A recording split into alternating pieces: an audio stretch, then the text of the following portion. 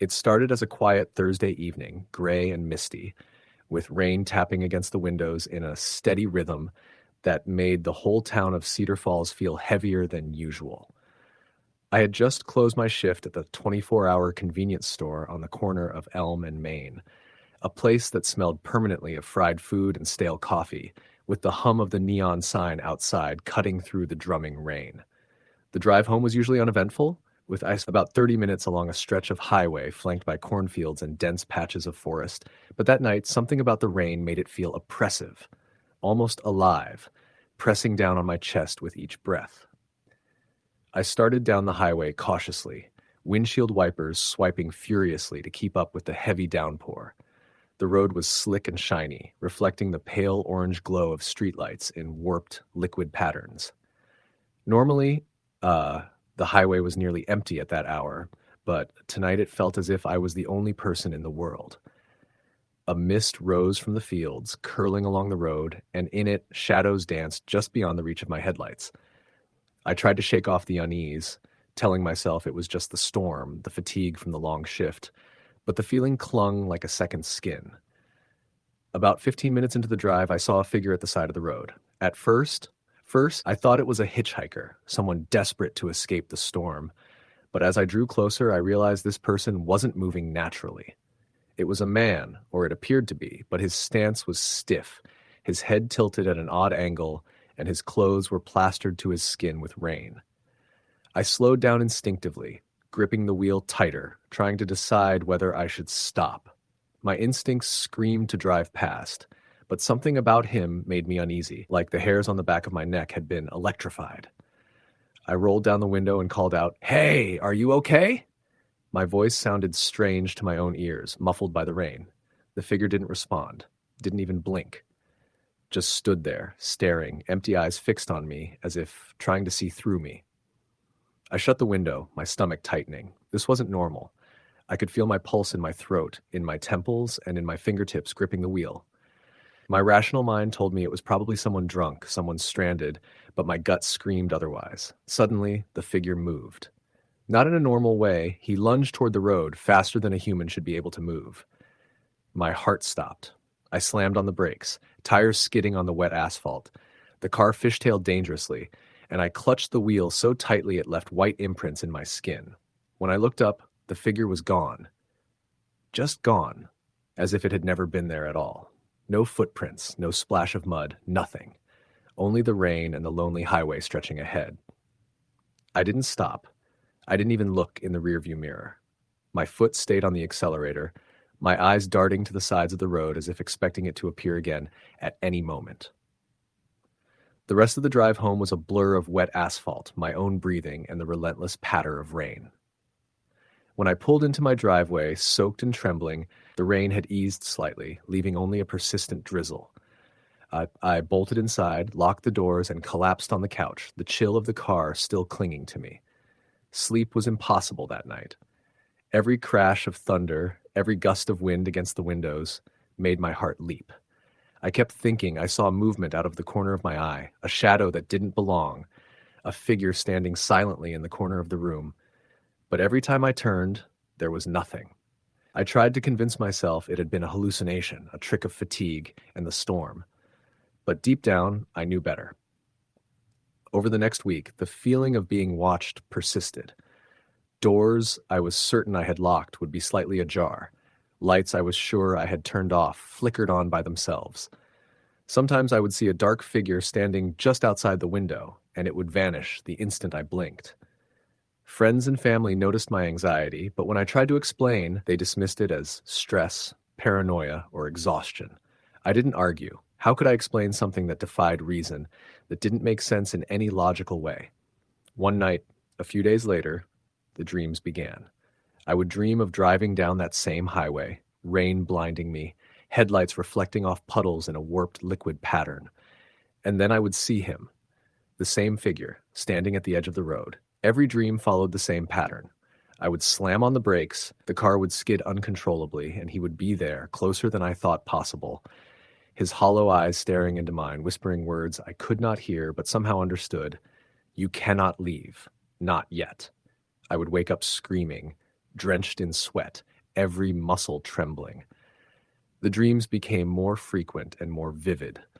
They bled into my waking life so that even during the day, I would catch glimpses of that figure in my peripheral vision, standing in alleys, on the edges of parking lots, staring from darkened windows. I began to avoid driving, especially at night. I took longer routes home, well-lit streets, even in heavy rain, but it didn't matter. The feeling of being followed, of being watched, was inescapable. A month later, I had no choice but to drive in a storm. A family emergency required it, and despite my fear, I took the highway. The rain came down in sheets, blurring the world outside my windshield. And there he was, standing under the same broken streetlight, the same rigid pose, the same hollow stare. I tried to drive past him quickly, but my car seemed to hesitate, almost as if it too recognized him. And then he moved, faster than physically possible at impossible angles, until he was at the side of my car. I swerved, tires spinning, mud spraying, and when I looked again, he was gone. Since then, my life has been a constant state of fear. Every storm, every rain-soaked night, every dark stretch of road fills me with dread. I avoid leaving the house during storms, but sometimes necessity forces me out, and every time I feel that weight, that cold presence just beyond the edge of perception. I've installed locks, cameras, lights, even alarms, but I never look at the footage. I'm terrified of what I might see. Friends have suggested therapy, suggested that stress is manifesting in paranoia, but they don't understand. The figure is patient. It doesn't need to appear all the time. It only needs to wait, biding its time, testing my fear, reminding me that I cannot escape it. Sometimes I see glimpses of it at home, reflected in mirrors, in windows, just at the edge of my vision, and I feel the certainty that it is always there, always waiting. Even during the day, I notice patterns, shadows in alleys, movements in darkened windows, brief flashes of impossible speed in the corner of my eye. I carry a flashlight everywhere, keep my phone close, and avoid dark streets as much as possible. But nothing changes the core truth. The figure is patient, and it will not leave until it decides to. I have learned to live in fear, to walk carefully, to avoid storms whenever possible, to check every corner of my apartment obsessively. I don't know why it chose me. I don't know what it wants. All I know is that every rainy night, every dark stretch of road, every thunderclap brings it closer, reminds me that it is watching, waiting, and patient beyond comprehension. I live with the knowledge that it will appear again, and when it does, there is nothing I can do to stop it. It doesn't need to chase me. It only needs to wait, and that is enough. Sometimes I sit and listen to the rain tapping against my windows, imagining that dark, rigid figure standing silently in the wet shadows, staring at me through hollow eyes, whispering its impossible words, "You cannot leave, not yet." I know it's true, I know it waits, and I know that one day, whether I am ready or not, it will show itself again. Story, the end. The rain started that evening around 6, soft at first, tapping against the roof in irregular rhythms. By the time I got home from work, it was a steady downpour, hammering the streets and forming little rivers along the curbs. The clouds were thick, swollen, gray, and heavy, blotting out the fading light. I parked in front of my apartment building, a small, 2-story brick structure that had been around since the late 60s, with peeling paint on the shutters, and the faint scent of mildew wafting through the air when the doors opened. I lived alone on the second floor. Alone in the sense that no one else currently lived there, though I shared walls with neighbors I hardly ever saw. The kind of isolation that feels safe during day and unsettling at night, especially on nights like this. I unlocked the door and stepped inside, shaking off the rain from my jacket and shoes.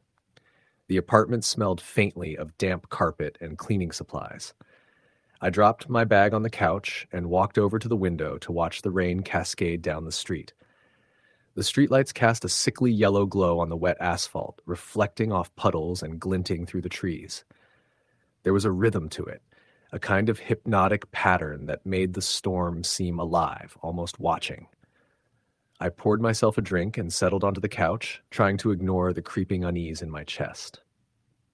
I had lived alone before, but there was something about this building, something about the silence when the wind howled outside that set me on edge. The apartment itself had quirks. Doors that didn't quite close all the way, floorboards that creaked like bones in the hallway, and a strange draft that ran along the hallway by my bedroom. I'd shrugged it off before as the building settling, but tonight, in the storm, it felt deliberate. The first odd thing happened around 8:30. I was scrolling through my phone when I heard a soft knocking at the window. Just a light, tentative tap like someone testing to see if anyone was home. My apartment faced the street, second floor, and there was no way anyone could be standing there without drawing attention. I froze, listening. The tapping continued, intermittent. I walked over and looked out, but there was no one there. Just the rain, the street slick and empty, a lone car parked down the block. I told myself it was just the wind, a branch brushing against the glass. Still, my heart didn't settle. I tried to get back to my show, but every few minutes, the tapping would return. I finally stood up and moved the couch away from the window to see if a branch could be hitting it. There was nothing, no branches in range, no animals, nothing that could explain the sound. My hands were shaking slightly. I turned back to the living room, telling myself I was imagining it. That was when I heard it. The faintest scrape from the hallway. I froze. My apartment had only 2 doors leading out of the living space, the bedroom and the bathroom. The scrape sounded like someone dragging something across the floor, soft, deliberate. My first thought was a delivery, but it was too late for that, and the sound was inside my apartment. I gripped the baseball bat I kept by the couch for moments like this and stepped into the hallway. The hallway was empty. The floorboards were dry and bare. The scrape had stopped. I went back to the couch, trying to calm my racing heart. That's when the lights flickered. Not the typical flicker from the building's old wiring, but a deliberate, almost impatient stutter, as if someone or something was aware of me. I sat there frozen, the bat resting across my lap, every sense on high alert. Around 10, the storm reached its peak. Rain pounded like fists against the roof, wind rattled the windows, and thunder shook the walls. I tried to distract myself with television, but every loud crash outside made me flinch. That's when I noticed the shadows. The apartment had only one source of natural light now, the streetlights outside, casting dim, distorted shapes across the living room. And in that dim light, I could have sworn I saw movement, shadows shifting against the walls, sometimes flicking past the edge of my vision. At first, I told myself it was the storm playing tricks, but as the night wore on, the shapes became more distinct, like someone walking just beyond the edge of the light, moving between the living room and the hallway. I stopped watching the TV and stared at the shadows. My apartment was empty. I knew it. I had locked the door. The only other entrance was a fire escape outside the kitchen window, and it was far too high for anyone to reach without a ladder. Still, the shadows didn't stop. They lingered, moving just out of reach, slipping past corners, brushing against the light. I grabbed my phone and called my friend Mark, who lived a few blocks away. "I don't know what's happening," I said, voice shaking. I think someone's in my apartment." Mark laughed nervously. "Dude, it's probably just the storm messing with your head. Old buildings do weird things. Floors creak, shadows move. You're fine." "I don't know, man," I whispered. I can feel them, like something's here." There was a pause. Then he said, "Stay calm. Just lock everything and stay somewhere safe. Don't go wandering around." I ended the call, feeling slightly reassured but still tense. I locked all the doors again, checked the windows, and barricaded the bedroom door with a chair. I sat there, bat in hand, staring at the door, listening. The rain was relentless. The wind howled, and somewhere in the apartment I thought I heard faint whispering. It started softly, a murmuring under the roar of the storm. I couldn't make out words at first, but then I heard it clearly, coming from the hallway outside my bedroom. "Leave. Now." My blood ran cold. I gripped the bat tighter. "Who's there?" I shouted, my voice cracking. No answer. Only the whisper repeated, now slightly louder. "Leave. Now." I wanted to run to get out of the apartment, but I was trapped in my bedroom.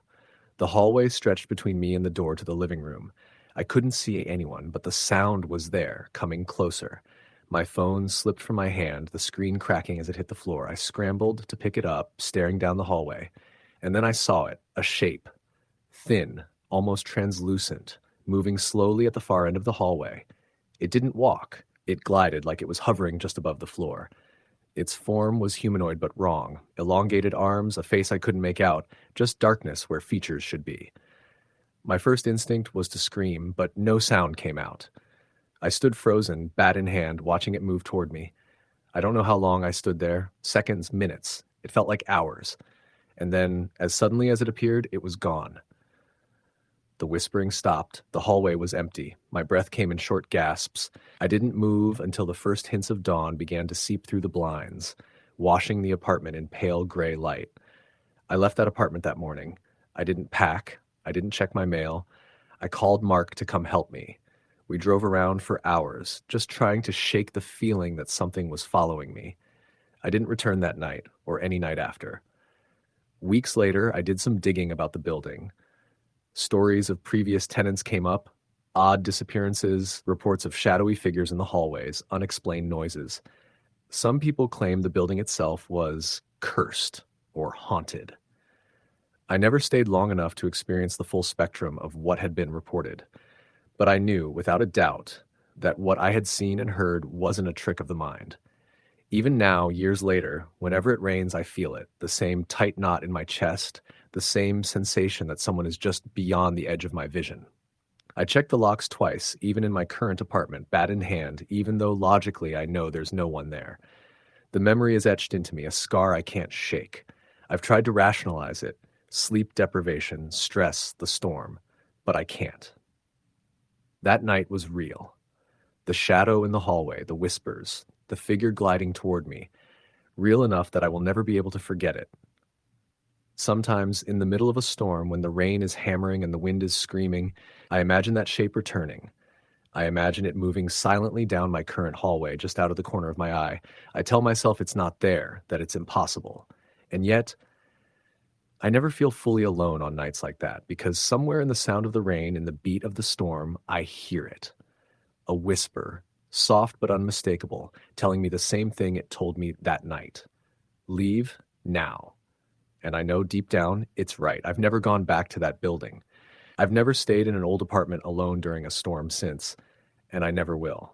Because some things don't just vanish when the sun comes up. Some things linger, patient and watching, waiting for the next stormy night to remind you that you were never alone.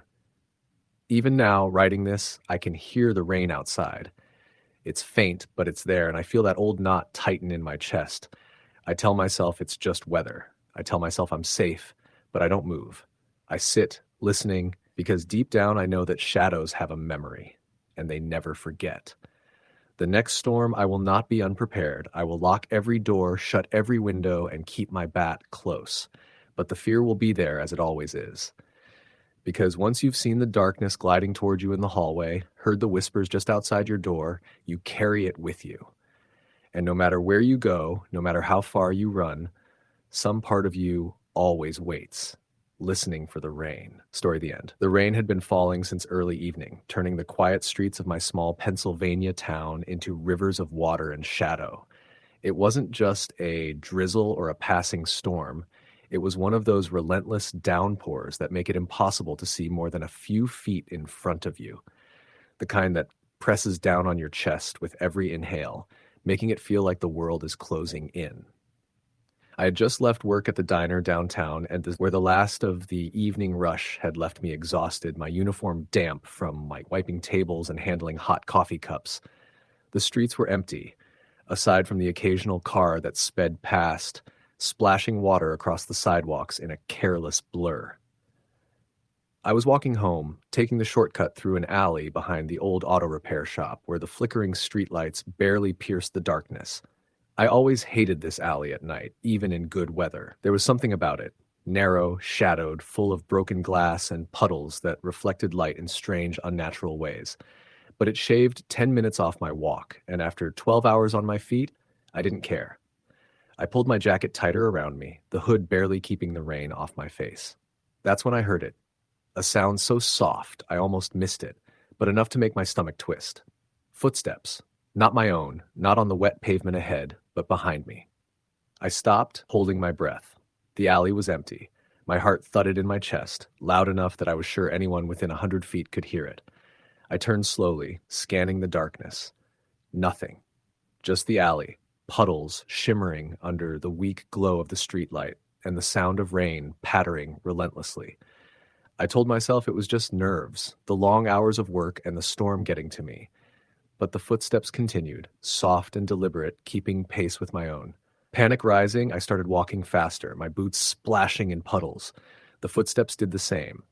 I tried breaking into a run, but every sprint only seemed to match by the unseen follower behind me. My chest was tight, lungs burning, but I forced myself to stay quiet, hoping to catch a glimpse of whoever or whatever it was. Then, just as suddenly as it began, the footsteps stopped. My heart still pounding, I glanced over my shoulder. Nothing. I emerged from the alley onto my street, wet and shivering, and I could finally see my house in the distance, a faint rectangle of light through the pouring rain. Relief washed over me, and I moved faster, fumbling with my keys. The front door creaked as I opened it and stepped inside, shutting the door quickly behind me. I locked it, leaning against it as my breathing slowly returned to normal. I tried to convince myself it was over, that it had been my imagination. I hung my wet jacket, made a cup of tea, and sat on the couch, the sound of the rain now oddly comforting. But then I heard it again, the soft tap-tap of footsteps, this time inside my house. My body froze. I live alone. I have always lived alone. The sound came from the hallway leading to my bedroom. I grabbed the kitchen knife from the counter, trying to calm my shaking hands. I crept down the hallway, each step careful, deliberate, my ears straining to hear. The footsteps stopped as soon as I approached the bedroom. The room was empty. I swung the knife slowly, scanning the shadows. Nothing. I backed into the living room, my mind racing. I told myself it was the wind, that the house was settling, but deep down I knew the difference between normal noises and something wrong. And this was wrong. I could feel it. My gut told me that something had been inside the house, had been following me, and was still here. I called a friend, my voice trembling as I explained. He tried to calm me down, told me to stay put, and that he was coming over. I hung up, trying to breathe, trying to ignore the feeling that eyes were on me. And then I heard the whisper, soft, barely audible, coming from the living room. "I'm here." I spun around, knife raised, but the room was empty. The rain continued to hammer the windows, masking any other sound. My friend arrived 20 minutes later, soaked and angry that I hadn't just stayed home. We checked the house thoroughly, every corner, every closet, nothing. No evidence of entry, no footprints, no sign of anyone. I tried to laugh it off, but I couldn't shake the feeling that I was being watched, that the presence hadn't left. Over the next few nights, the rain returned, and with it, the sense of being followed. At first, it was subtle, the sound of footsteps when no one was there, shadows moving at the edge of my vision. But it grew bolder. One night, I woke to the sound of my bedroom door creaking open. My eyes were glued shut with fear, and I couldn't move. Then I felt it, a cold presence at the foot of my bed, heavy, pressing down. I finally managed to open my eyes, and there it was. A figure, tall and thin, drenched from the rain that somehow hadn't stopped outside. Its face was pale, almost featureless in the darkness, but I could feel its gaze locked on me. I screamed, and the figure vanished, leaving the room empty except for the sound of the rain. My heart was racing, my body drenched in sweat. I called the police, explained everything. They checked the house, found nothing. They suggested stress, paranoia, exhaustion. But I knew better. I had seen it, felt it, and it hadn't been human. The way it moved, the way it appeared and vanished, the way it seemed to know my every thought, it was something else entirely. After that, I stopped going out during storms. I stopped walking alone at night. I changed my routines, installed cameras, locks, motion sensors. Nothing helped. On nights of heavy rain, I could still hear the soft dragging of footsteps outside my door, the whisper of breath in the hallways, the feeling of eyes on me even when I was alone. I started keeping a journal, recording every incident, every detail. Sometimes, when the rain is heavy, I write until my hands shake, listening to the sounds outside, trying to understand what I'm dealing with. The figure never speaks, never moves in ways I can anticipate, but it's always there, always waiting. A month ago, I left my apartment to run an errand during a storm. I was cautious, checking the street for any sign of movement. As I approached my car, I saw it, the tall, pale figure standing under a streetlight, just watching. I froze, unsure whether to run or confront it. It didn't move toward me, didn't acknowledge me, just stood there. And then, as quickly as I noticed it, it was gone. vanishing into the rain as if it had never been there. Since then, I've taken precautions, blinds drawn, doors locked, cameras on. Yet, every time it rains at night, I can't escape the feeling of being watched. I check every corner of my apartment, listen to every sound, but the presence remains. I know it's waiting, patient, silent, biding its time. I have no idea why it's targeting me or what it wants, only that it will not leave until it has had its way. Sometimes I think about leaving the city, moving far away, starting over. But I fear that wherever I go, it will find me. Rain doesn't stay in one place. It falls everywhere, seeps into everything. And I know that wherever the rain falls, so does it follow, waiting, patient, relentless. I've tried to tell people about it, friends, family, even strangers online. Most dismiss it as paranoia, stress, a trick of the mind. But I know what I saw. I know what I felt. The cold presence, the dragging footsteps, the shadow in the hallway, they are real. And the worst part is knowing that it isn't bound by doors, locks, or walls. It waits outside, in the rain, watching, always watching, and I am the only one it follows. The storms have become worse lately, heavier, more relentless. On those nights, I sit in my apartment, clutching a knife, listening to the rain beat against the windows, straining to hear the soft, wet dragging of footsteps that signal its presence. I don't know if I'll ever escape it. I don't know if I can. All I know is that I am never truly alone when it rains, and I can never let my guard down. Not for a second. Sometimes in the darkest hours of the night, I swear I can see it in the reflections of the puddles outside my window. Just a silhouette. Tall, thin, wet, staring, watching, waiting.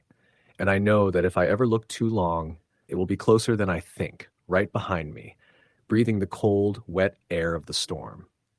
I've tried moving on, trying to live a normal life, but it's impossible. Every storm, every rainfall brings back the fear, the sense of being hunted, the memory of those nights when I was alone with it. I have nightmares now, waking up drenched, hearing the soft tap-tap of its footsteps in my apartment. And when I wake, I check every room, every corner, even though I know I'll see nothing. But I know it is there, always there, waiting, watching. The rain has a rhythm, a pulse, and it beats in sync with its presence. I am trapped in a nightmare that doesn't end when the sun comes up. Even in daylight, I feel it lingering in the corners of my vision, a shadow that disappears when I try to focus. I know it is patient, I know it is waiting, and I know that one day, the rain will bring it to me again, closer than before. Until that day, I remain vigilant. I keep my doors locked, my lights on, my eyes constantly scanning for any sign of movement. I speak to no one about the details anymore. It wouldn't matter.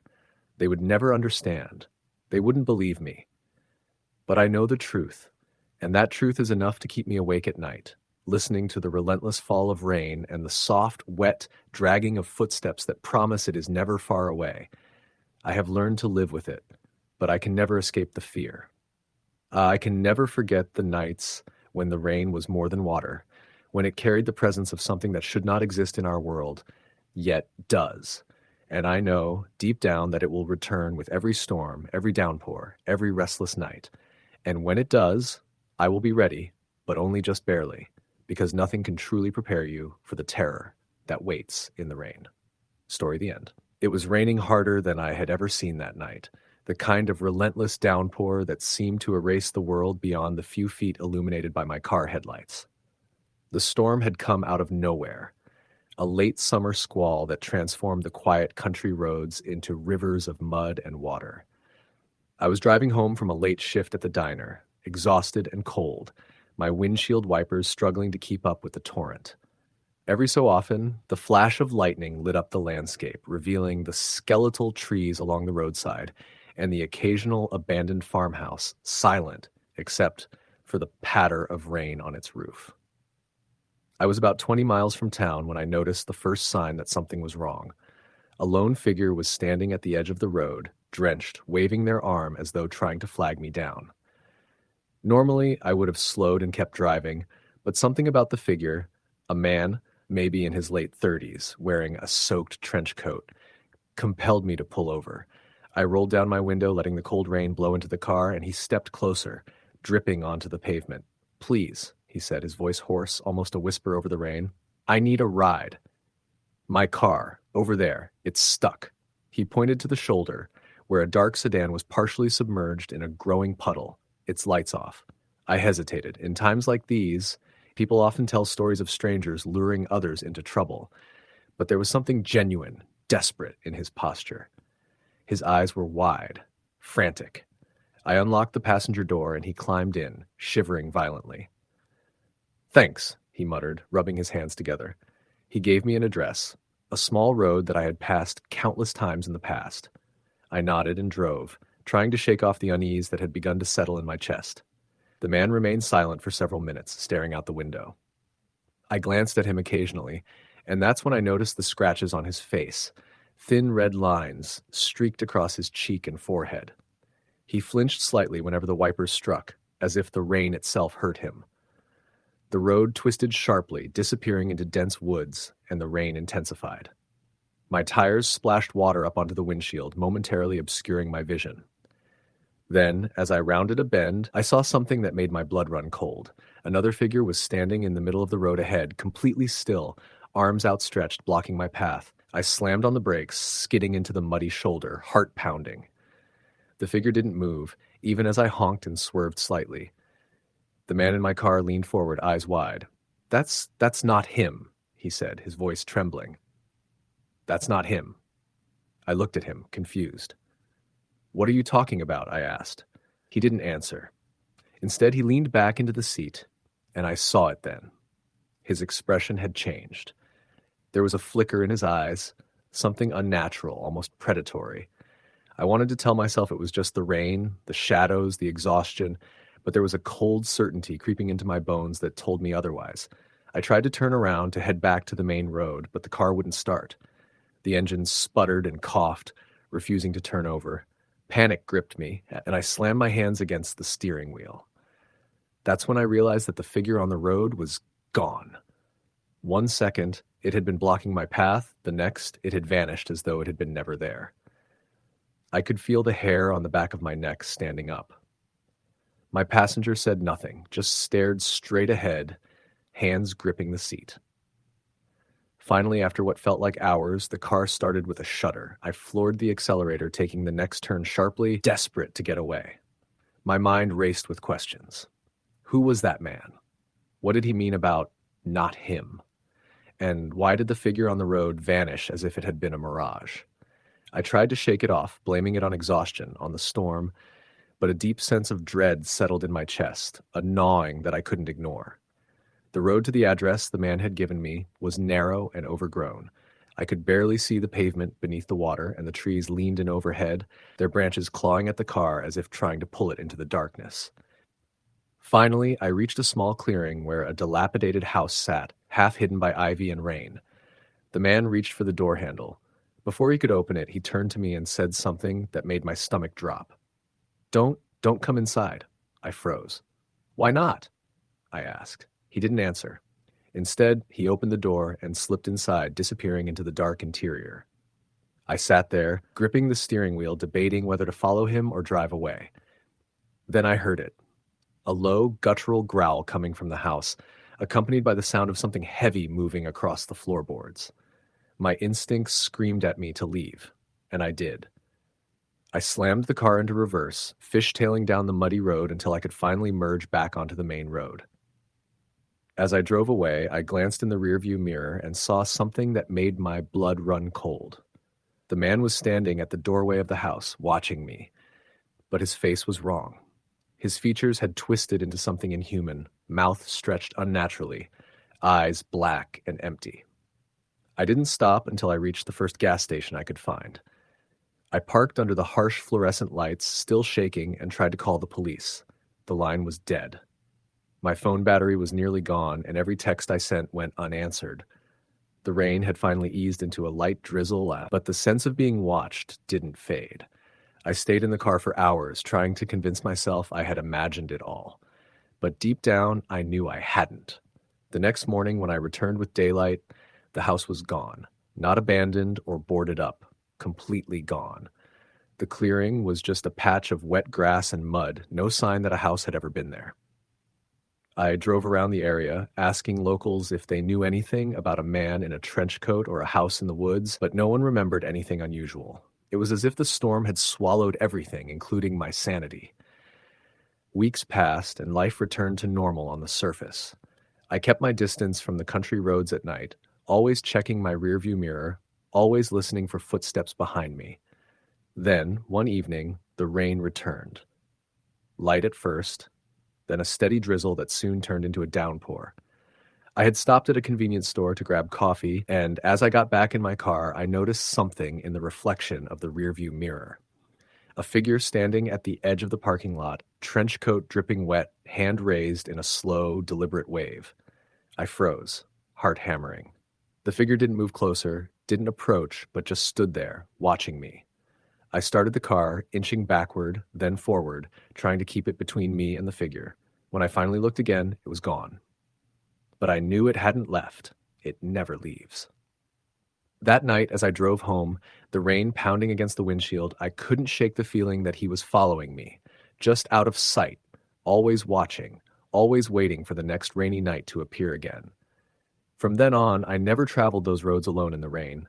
Every stormy night, I would check my mirrors compulsively, convinced that one glimpse of the figure would appear again. Sometimes, in the dark, I could swear I heard soft tapping against my windows or the faint rasp of a voice calling my name. I tried to tell myself it was paranoia, but deep down, I knew the truth. Whatever that thing was, it wasn't human, and it would never stop hunting, never stop waiting for the perfect night to strike again. I still live in that same town, though I rarely drive after dark. The memory of that night has haunted me for years. On stormy nights, when the rain begins to hammer against the roof, I can't sleep. I hear the tapping, the whispering, and I see the black void where his eyes should be, always there, just beyond the reach of light. And I know that one day the rain will bring him back, and there will be nowhere left to hide. Story the end. The rain started suddenly that evening, the kind of rain that seemed to come from nowhere and turn everything into a blur of gray and silver. I had just finished my shift at the 24-hour gas station on the outskirts of a small Ohio town, the kind of place where the streets go silent by 10 o'clock and the only lights are from homes tucked behind thick trees or the occasional neon sign flickering in the distance. The storm came fast, and the wind whipped through the trees, making them groan and sway in ways that seemed unnatural. I had been looking forward to a quiet night drive home, something that should have been routine, but there was an uneasy feeling in the pit of my stomach that I couldn't shake. The road leading home was long and mostly empty, a 2-lane stretch lined with cornfields and occasional patches of woods. By the time I got onto it, the rain was coming down in sheets, blurring the yellow lines and reflecting the dim glow of the headlights back into my eyes. I turned on the wipers, setting them on the fastest setting, but the water poured too quickly for them to keep up. The windows fogged almost instantly, forcing me to crack them a little for visibility. The world outside was nothing but motionless shadows and the endless drum of rain against my car. A few miles in, I noticed a figure standing by the side of the road. At first, I thought it was someone waiting for a ride, but the longer I looked, the more unsettling it became.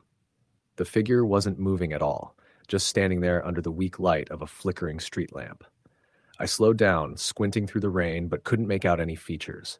The person or thing was tall, thin, and shrouded in some kind of dark coat, the hood pulled over its head. My stomach tightened. It felt like staring at something that shouldn't exist, like seeing a shadow where shadows weren't supposed to be. I tried to rationalize it. Maybe someone had gotten out of a car, maybe they were hitchhiking, maybe it was just my imagination. I pressed the gas, telling myself it was no big deal. But as I passed, I caught a glimpse of its head turning slowly, almost unnaturally, to watch me drive by. A chill ran down my spine, and my hands gripped the wheel tighter. The road twisted and turned through the countryside, and the rain wasn't letting up. My car headlights barely cut through the sheets of water, and the asphalt shimmered like glass. Then, just as I was approaching a small curve near a wooded area, my car lights flickered and went out. Complete darkness. Only the dashboard glowed faintly, and the rain's relentless drumming was the only sound. My heart began pounding as I fumbled with the lights, but nothing worked. Not the headlights, not the hazards, nothing. I felt trapped, isolated and utterly exposed. That's when I saw it again. Or maybe it had been there all along. A tall, thin figure standing right in the middle of the road, soaked from the rain, but somehow dry enough that I could make out the long coat clinging to its body. It didn't move as I approached, didn't flinch, didn't acknowledge my presence. My instincts screamed at me to stop, to swerve, but the slick road made that dangerous. I slammed the brakes, my car skidding and fishtailing across the wet asphalt before coming to a halt maybe 10 feet from the figure. My chest was tight, and my hands shook uncontrollably. I could only stare at it, the sense of wrongness so thick it was suffocating. Suddenly, it stepped aside. Or maybe it hadn't. I couldn't tell. I hit the gas again, tires spinning in the rain, and finally passed where I thought it'd been. I didn't look back. By the time I got home, the storm was still raging, and I was drenched through, teeth chattering from adrenaline and cold. I unlocked my apartment door with trembling hands, dragged my soaked clothes inside, and sat on the couch, trying to calm down. I tried to sleep that night, but the tapping started almost immediately. Soft at first, like someone lightly drumming on the window pane. I froze, heart thudding in my ears. The window overlooked the empty parking lot, and I didn't see anyone. The tapping grew more deliberate, almost impatient, like it was testing me. I grabbed a flashlight, shining it across the glass, but the lot was empty. Nothing moved, and yet the sound persisted, erratic and unsettling. Sleep came eventually, but my dreams were plagued by that figure. I kept seeing it in every reflection, in every shadow, standing silently, always watching, always patient. I would wake up drenched in sweat, the tapping still echoing faintly in my mind. Over the next week, the rain didn't let up. Each night, the figure appeared, standing outside my apartment, under streetlights, sometimes at the end of the street, sometimes in the shadows near my car. Its presence was constant, inescapable. One night, I tried to confront it. I left the apartment door open just slightly, stepped into the hallway, and called out. Nothing. The only response was the soft hiss of rain through the cracks of the window. I tried again, louder this time, and the figure vanished instantly, as if it had never been there. I started noticing other things too. Items in my apartment would be moved slightly. Doors I knew I had locked were sometimes ajar. At first, I blamed the wind or my own absent-mindedness. But deep down, I knew. It was watching, learning, and testing my limits. Every storm made it bolder, more insistent. I began avoiding the rain, staying inside as much as possible, but even that wasn't enough. The sound of raindrops on the roof or the windows would send my anxiety skyrocketing. One particularly bad night, the storm came harder than usual. I was alone, the building creaking under the wind. The tapping started early, soft at first, then increasingly loud, desperate almost. I grabbed a knife from the kitchen drawer, telling myself I would defend myself if it came in. The tapping moved along the windows, almost following me as I paced the living room. My phone was dead, the charger broken, leaving me completely isolated. Then, through the haze of fear, I saw movement in the shadows, a slight shift, a bend in the shape of a figure. I froze, knife in hand, heart hammering so loud I was sure it would hear it. It stepped into the dim light filtering through the blinds. The face was hidden under the hood, but I could see the outline of the body, naturally thin, elongated almost beyond belief. It didn't speak, didn't move except to tilt its head slowly, unnaturally, studying me. Time stretched. I don't know how long I stood there, paralyzed by fear, but eventually it vanished, just like that. Gone. No footprints, no sound, nothing but the relentless rain outside. I left the apartment the next morning, my clothes still damp, my hands shaking, and never returned. I moved across state lines into a new town and tried to put the experience behind me. But storms still trigger the same dread. Every time it rains, I feel it. The sense of being watched, the quiet tapping at the window that seems almost too deliberate to be random. I've learned to never ignore it, to never dismiss that uneasy feeling. Years later, I heard about a series of strange disappearances in my old town. People vanishing on stormy nights, cars found abandoned on the side of the road with no footprints in sight, windows in apartments mysteriously broken or ajar, as if something had tested the occupants' fear. I can't say for sure it's the same thing I saw, but I know what I saw and I know what I felt. The storm brings it closer, always closer. I've learned to watch for the signs, the flickering lights, the sudden gusts of wind, the first soft taps at the window. Because when it comes, you won't hear it until it's already there, standing just out of reach, watching, patient, and endless. I have friends who think I'm exaggerating, who call it stress or exhaustion or imagination, but I know better. I've never been the same since that night. The figure doesn't hurt. It doesn't need to.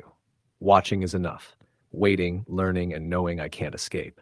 I've changed my routines, moved multiple times, avoided storms as much as possible, but the rain always reminds me it's still out there. Just beyond the glow of a street lamp, under the shadows of trees, standing at the edge of perception, waiting for the next storm to find me alone again. Even now, writing this, I can hear the rain outside, soft at first, then growing louder. My apartment is quiet, safe, but the tapping has started again. Not urgent, not violent, just deliberate, methodical, patient. I don't know if it will come closer tonight or if it will just watch from the shadows like it always does. But I know it will be there. And I know that no matter where I go, no matter how far I run, it follows the storm, and the storm never ends. Some nights, when the rain hits hardest, I sit by the window, flashlight in hand, knife ready, and watch. And I see it, always just a shadow, a shape too thin to be human, cloaked in darkness. It tilts its head slowly, unnaturally, and stares. No eyes, no mouth, just presence. And then it waits patiently because it knows that one day the storm will find me alone, and it will be ready. I've stopped sleeping through storms. I've stopped leaving the house during heavy rain. I've stopped thinking I'm safe anywhere near it. And every time I hear the first soft tapping at the window, I remember that night on the road, the first time I saw it, standing perfectly still in the rain, and I know I'll never escape the figure. I don't think anyone ever does. It doesn't matter how far I move, how carefully I hide, or how much I convince myself it's not real. The rain always brings it back. Always. And when the wind howls through the trees and the sheets of rain blur the world into gray, I feel it there. Waiting. Watching. Always patient. Story the end. The rain began early in the afternoon, a steady drizzle that quickly became a relentless downpour, hammering against the tin roof of my small cabin in rural Pennsylvania. I had driven 6 hours from the city to escape the constant noise and the suffocating pace of urban life, craving silence and solitude.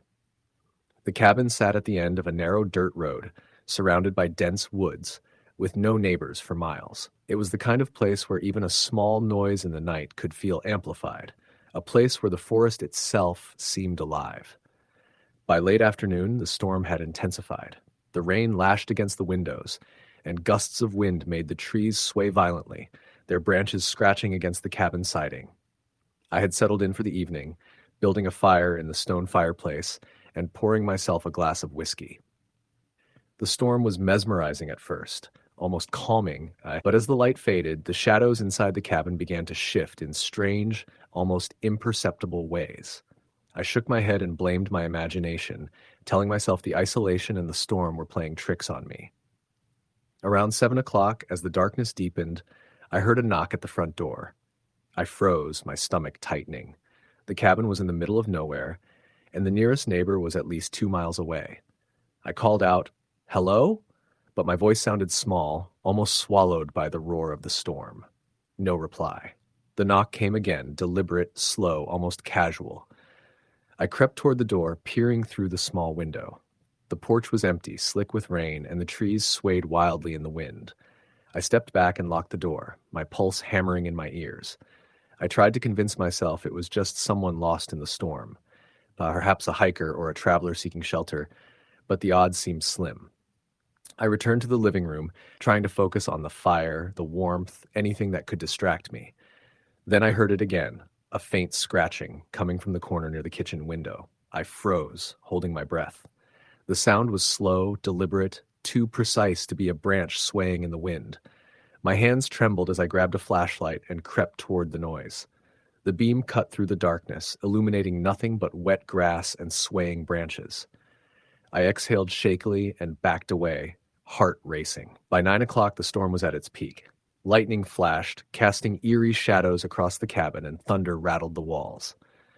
I was tense, my mind jumping at every sound. The tapping of a branch, the drip of water from the eaves, the distant rumble of thunder. Then I heard it. Footsteps. Wet, deliberate, moving outside the cabin.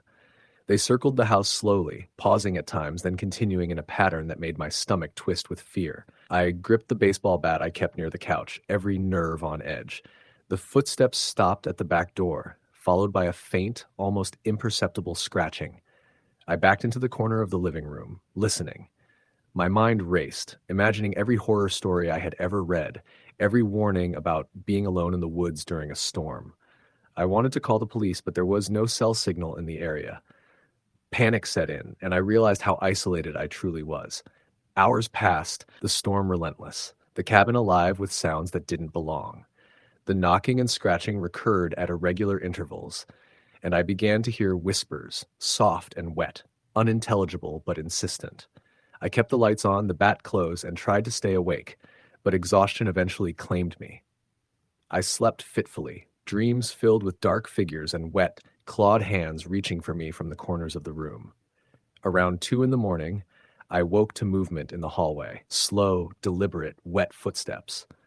I shined the flashlight down the hall and saw a dark figure at the far end, hunched, dripping with water from the rain outside.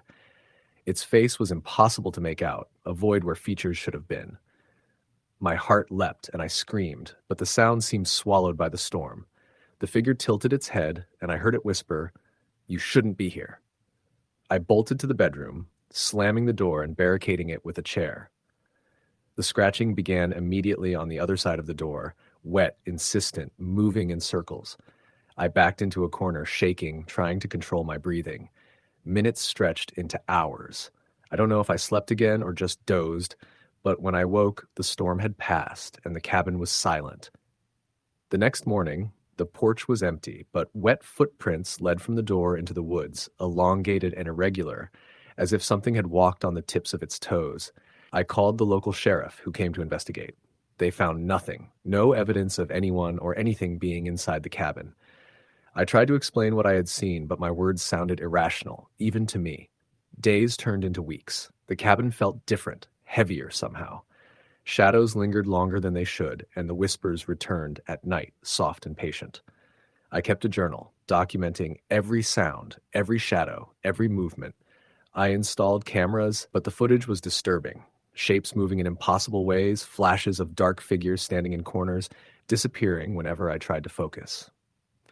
By late November, a violent storm struck, stronger than any I had experienced. Wind tore through the trees, lightning struck close enough to shake the cabin, and the power went out completely. I gripped my bat and flashlight, waiting. The dragging, wet footsteps circled the house, louder and more deliberate. The whispers returned, calling my name over and over. I felt trapped, suffocated, a prisoner in my own home. At some point, I must have fallen asleep because I woke to silence. The storm had passed. The front door was open, although I had locked it. The flashlight was gone from my nightstand. Wet footprints led to the basement door and stopped abruptly. I didn't go down there. I couldn't. I packed my belongings and left 2 days later, never returning. The cabin still stands at the end of the dirt road, surrounded by trees, waiting for the next storm, for the next person foolish enough to be alone. Even now, in my new apartment, I sometimes hear the faintest scratching at the window or the wet whisper of my name. The middle of nowhere never forgets. Story, the end. It was a late October evening in upstate New York, the kind where the rain doesn't just fall, it presses down, soaking through everything in sight, hammering on rooftops and streets with a relentless wet rhythm that seems almost alive. I had just finished my night shift at the gas station on the outskirts of a town so small it barely registered on the map. The fluorescent lights inside the store hummed faintly as I locked the door behind me, the smell of gasoline and coffee clinging to my clothes. My car, a rusty old Ford that had seen better decades, waited under the flickering streetlight, windshield wipers frozen mid-swipe, as if even they had given up against the storm. The drive home should have been easy, just 20 minutes along the winding highway that cut through dense forests and empty fields. But tonight, the rain had a way of transforming everything into a warped, silent world. Headlights reflected off the slick asphalt in distorted streaks, and the mist rising from the surrounding trees made familiar landmarks nearly unrecognizable. I gripped the wheel tighter, aware of the isolation, aware that no other vehicles were out tonight. No taillights ahead, no headlights behind, nothing but the sound of rain and my own breathing. About 10 minutes in, I noticed a figure on the shoulder of the highway. At first, I thought it was a stranded driver, someone foolish enough to be out in this storm. But as I approached, it became clear that the figure wasn't moving naturally. Standing rigidly, almost stiff, drenched from head to toe, it had a hood pulled over its head, arms hanging unnaturally at its sides. My pulse quickened, a knot forming in my stomach. The rational part of me thought maybe someone needed help, but instinct screamed that this was something else, something wrong. I slowed, hesitant, unsure whether to stop. "Hey," I called through the rain, rolling down the window despite the cold that immediately soaked my arm. "Do you need help?" The figure didn't respond, didn't even shift its head. It just stared, empty eyes locked on me, unblinking. My chest tightened. I slammed the window shut and continued slowly, debating whether to drive past or pull over completely. Before I could make a decision, it moved. Not a normal movement. Its limbs twisted and jerked in ways that no human should be able to, almost like it was a puppet being manipulated by invisible strings. My foot slammed on the brakes, tires skidding on the slick asphalt, and for a moment, the world froze. The figure was closer now, just at the edge of the headlights. I could see its face beneath the hood, pale, wet, eyes black and void-like. And then, as suddenly as it appeared, it vanished. No footprints, no splash, nothing to indicate that it had ever been there. I sat in the car, heart hammering, trying to comprehend what had just happened. The rest of the drive was a blur. I kept glancing in the rearview mirror, expecting to see it again, but the road remained empty. When I finally reached my apartment, I was soaked, trembling, and utterly exhausted. I locked the door behind me and sat down, listening to the rain battering the windows, trying to convince myself it had been a hallucination brought on by exhaustion and stress. Sleep came fitfully. Every crack of thunder made me flinch. Every shadow in my bedroom seemed to stretch toward me. I dreamed of the figure that night, of it standing in the middle of the highway, leaning closer to my car as I tried to swerve away. I woke up screaming, drenched in sweat, the room still dark and silent except for the sound of rain. The following weeks were worse. I avoided driving at night, avoided the highway, avoided storms as much as I could, but the feeling of being watched persisted. Footsteps echoed in my apartment when I was alone. Doors I was certain I had locked were sometimes slightly ajar. Lights flickered for no reason, and occasionally I would catch a glimpse of a dark shape at the edge of my vision, gone before I could turn to look. Friends suggested stress or paranoia, but I knew better. The dreams continued, each one more vivid and terrifying than the last. In every one, I was back on that same highway, rain blinding me, headlights streaking the wet road in warped patterns. The figure appeared every time, standing rigidly at the side, its hollow eyes focused on me, whispering words I could not hear but somehow understood. "You cannot leave." The words echoed in my mind, and I would wake with my heart racing, unable to shake the sensation of its presence. Months passed. The figure never appeared during the day, but every time it rained, I felt it lurking just outside, waiting. I tried to avoid storms entirely, but life sometimes forced me into the elements. Every rainy drive along the highway was a test of will, every flash of lightning a reminder of its watchful eyes. Once, I drove past a curve too fast, and there it was again, just beyond the reach of my headlights, its body twisting impossibly as it lunged toward the car.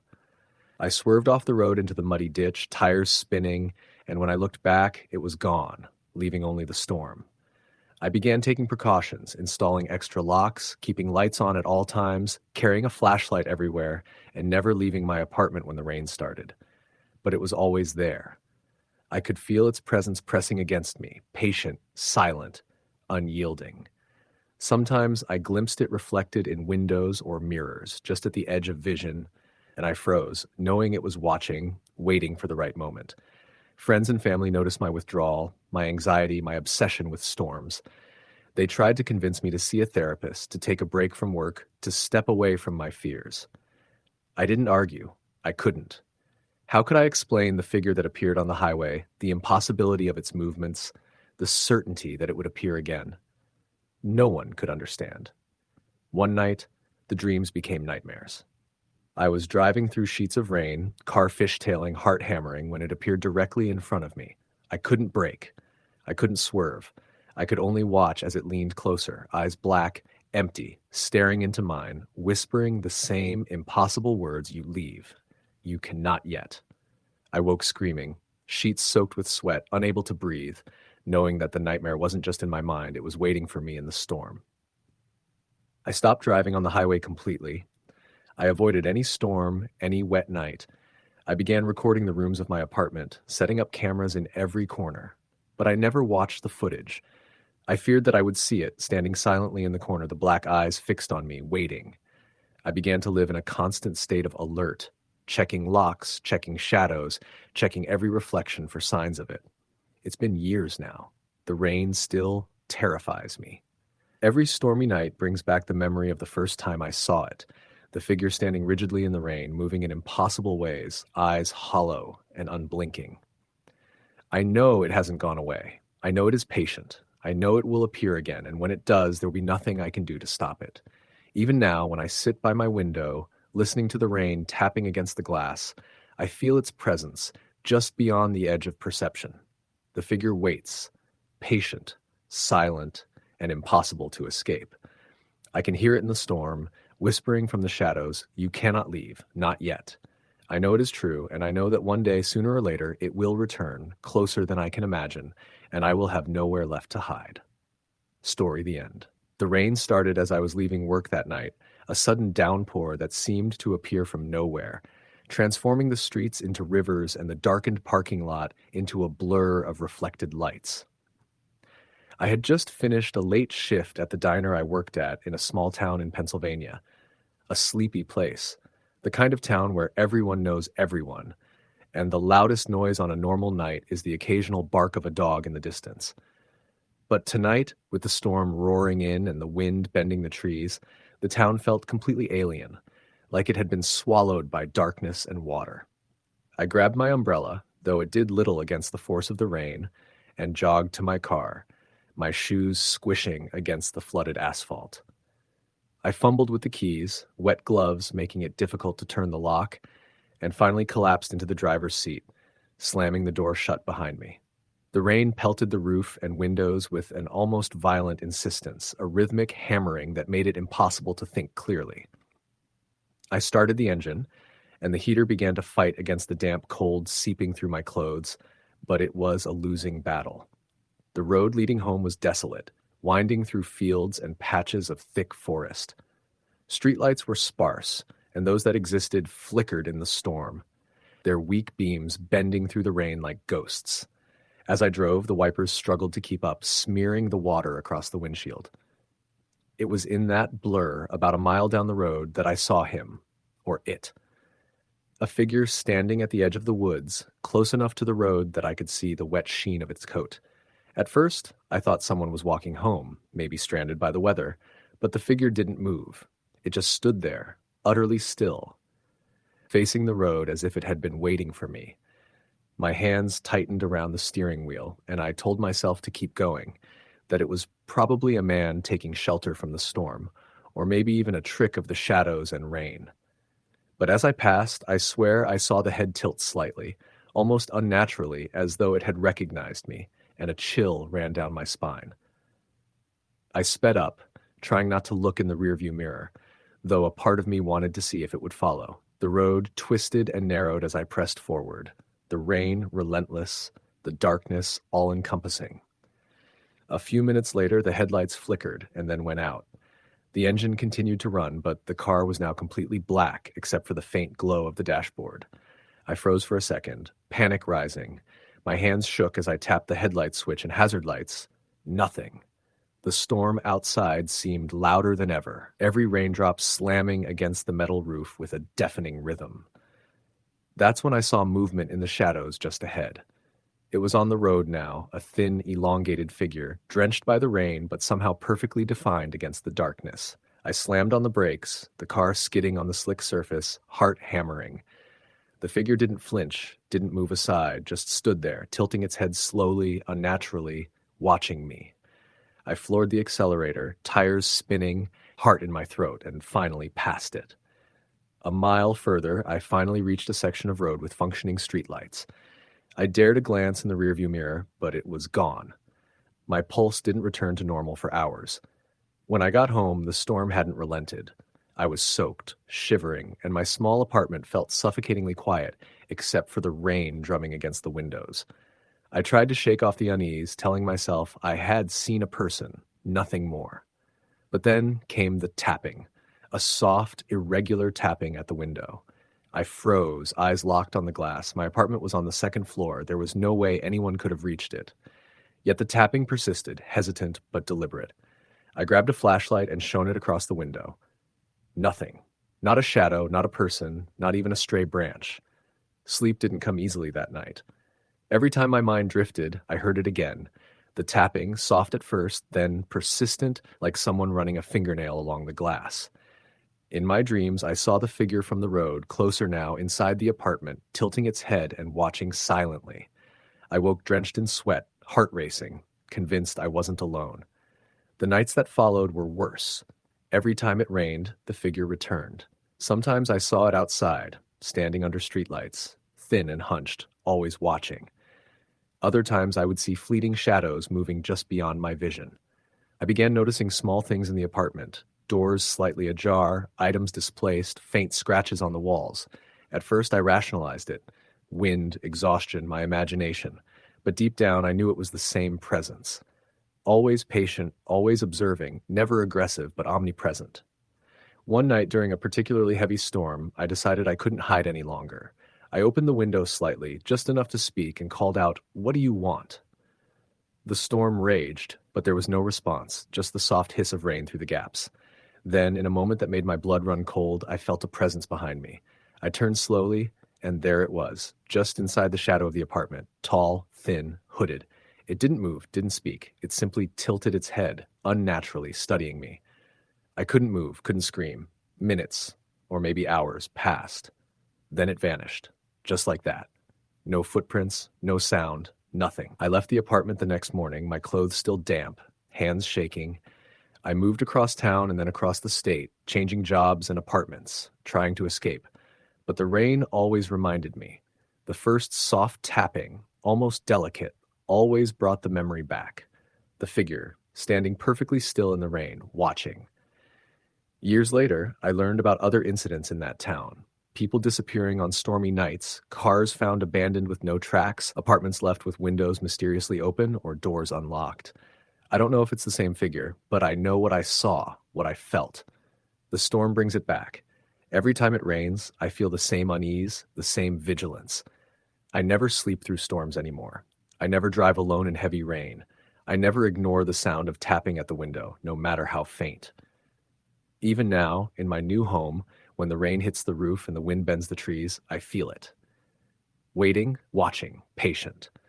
It doesn't need to hurt me. Watching is enough. I've learned to live with the fear, but I know it will never leave me. The figure is always out there, under the streetlights, in the shadows, just beyond perception. And every storm it comes closer, because the storm is where it thrives. Sometimes when the rain is heaviest and I am alone, I sit by the window, knife in hand, and watch the street. I see nothing, yet I know it's there, always just out of reach. I tilt my head slightly in the way it did, mimicking the gesture from all those nights ago, and I realize the terror isn't in seeing it. It's in knowing that it's seeing you, and that it has been doing so long before you ever noticed. I've moved multiple times, and every new town brings a new sense of security, until the first storm hits. Then the anxiety returns, creeping in through the cracks, reminding me that distance doesn't matter. It will find you. It always finds you.